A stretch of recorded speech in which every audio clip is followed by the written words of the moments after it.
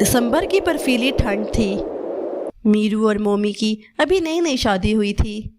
घर में मोमी को देखने आने वालों का आना जाना लगा रहता था। जब से शादी हुई है घर में रिश्तेदारों का आना जाना लगा रहता है। अब इतने सारे रिश्तेदारों के खाने पीने का बंदोबस्त करना भी काफ़ी मुश्किल हो जाता है। शादी का पहले ही बहुत कर्जा लिया हुआ है। लगता है मेहमानों की आओ भगत के लिए भी कर्जा ही लेना पड़ेगा। माँ, तुम परेशान क्यों होती हो?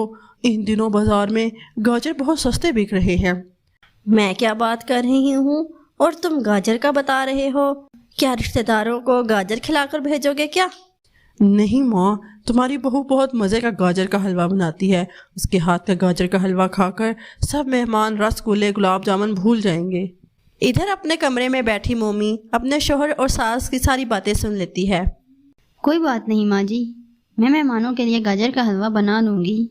आप बाजार जाकर सामान ले आइए। तभी मीरू बाजार गया और वहाँ से गाजर और हलवा बनाने का सामान लेकर घर आ गया। उसके बाद मोमी ने गाजर का हलवा बनाया। वाह, खुशबू तो बहुत अच्छी आ रही है। हलवे की खुशबू पड़ोस तक भी पहुँच गई और पड़ोस की चची उनके घर आ गई। अरे, तुम्हारे घर से इतनी अच्छी खुशबू आ रही थी कि मुझसे रहा नहीं गया और मैं खिंची चली आई। अरे बहन आओ, मोमी गाजर का हलवा बना रही है। तभी मोमी एक कटोरी में गाजर का हलवा डालकर बाहर आई और चची को दिया। अरे वाह बहू, इतने मज़े का गाजर का हलवा तो मैंने पहली बार खाया है। इतनी ठंड में गर्म गर्म गाजर का हलवा खाकर मज़ा आ गया। चची जाते हुए मोमी को कुछ पैसे देती जाती हैं। फिर जो रिश्तेदार घर आता वो मोमी के हाथ के बने गाजर के हलवे की बहुत तारीफ़ करते और जाते हुए कुछ पैसे मोमी को दे जाते। माँ जी, रिश्तेदारों ने जो पैसे दिए हैं वो पूरे 5,000 रुपये हैं। ये पैसे आप ले लीजिए, कर्ज उतारने में मदद करेंगे। नहीं बहू, इन पैसों पर तुम्हारा हक है। गाजर का हलवा बनाने में सारी मेहनत तुमने ही की थी। माँ जी, मैं भी तो अब इस घर का हिस्सा हूँ, तो मेरी हर चीज़ पर आपका उतना ही हक है।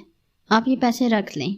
मोमी की बातें सुनकर उसकी सास की आंख में आंसू आ गए और उसने वो पैसे रख लिए। माँ, हमारी शादी का पूरा 1 हफ्ता गुजर चुका है। अब मुझे काम पर जाना होगा। हाँ बेटा, कह तो तू ठीक रहा है, पर इतनी ठंड में कुल्फ़ी कौन लेगा? दरअसल मीरू घूम घूम कर मटका कुल्फ़ी बेचा करता था। अब सर्दियाँ आ गई थीं, इसलिए इसकी मटका कुल्फ़ी कोई भी नहीं ख़रीदता। माँ, अब मेरी जिम्मेदारी और बढ़ गई है। अब मैं क्या करूँ फिर? ऐसा करता हूँ, कल से कोई मजदूरी का काम ढूंढता हूँ और जो काम मिलेगा वो कर लूँगा। दूसरे दिन मीरू काम की तलाश में घर से बाहर निकला। उस दिन ठंड बहुत ज़्यादा थी। मीरू अपने ख्यालों में था कि एक तेज़ रफ्तार गाड़ी ने उसे टक्कर मारी और वो सड़क पर गिर गया। गाड़ी का मालिक उसे उठाकर अस्पताल ले गया। वहाँ डॉक्टर ने मीरू का चेकअप किया। इसके पाँव की हड्डी टूट गई है, प्लास्टर करना पड़ेगा। इतने में मीरू को भी होश आ गया। अब मैं मजदूरी का काम कैसे करूँगा? तुम्हारी इस हालत का जिम्मेदार मैं हूँ। तुम्हारे पूरी तरह ठीक होने तक तुम्हारे ख़ानदान की जिम्मेदारी मैं उठाऊँगा। नहीं नहीं, इसकी कोई ज़रूरत नहीं, हम कुछ ना कुछ कर लेंगे। फिर उस आदमी ने मीरू को दवाइयाँ दिला दी और उसको लेकर घर पहुँचा दिया। मीरू की हालत देखकर घर में कोहराम मच गया। ये सब क्या हो गया? अब घर का क्या होगा? एक ही कमाने वाला था और उसकी ये हालत हो गई। मुझे माफ़ कर दें, ये सब मेरी वजह से हुआ है। मैं आपकी मदद करना चाहता हूँ।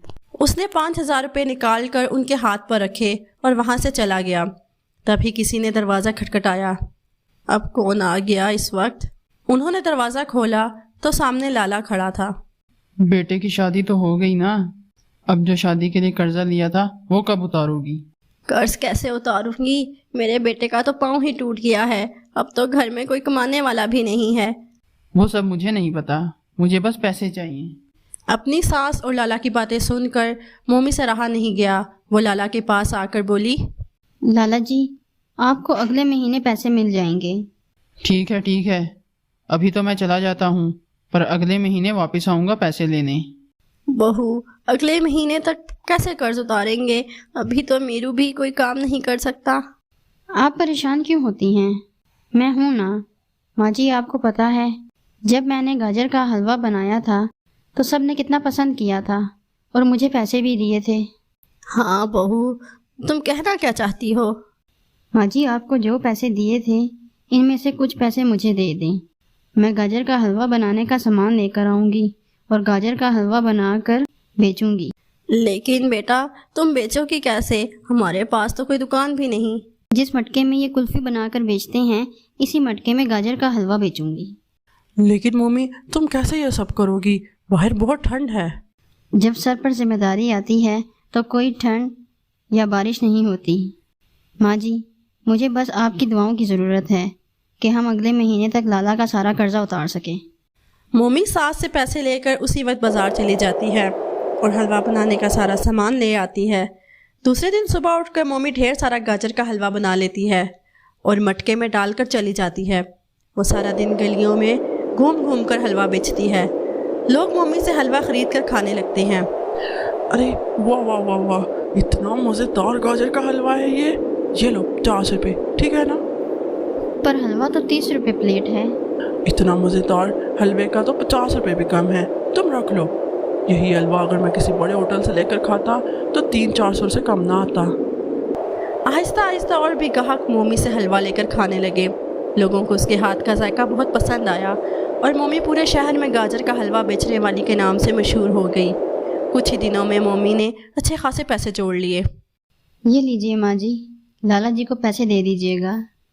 مومی میں بھی اب ٹھیک ہو گیا ہوں، اب تمہیں حلوہ بیچنے کی کوئی ضرورت نہیں ہے۔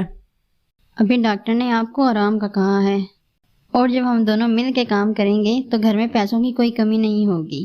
پھر مومی حلوہ لے کر روزانہ اسے بیچنے نکل جاتی۔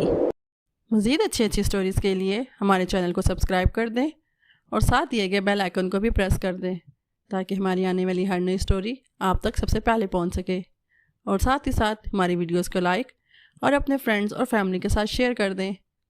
Thanks for watching.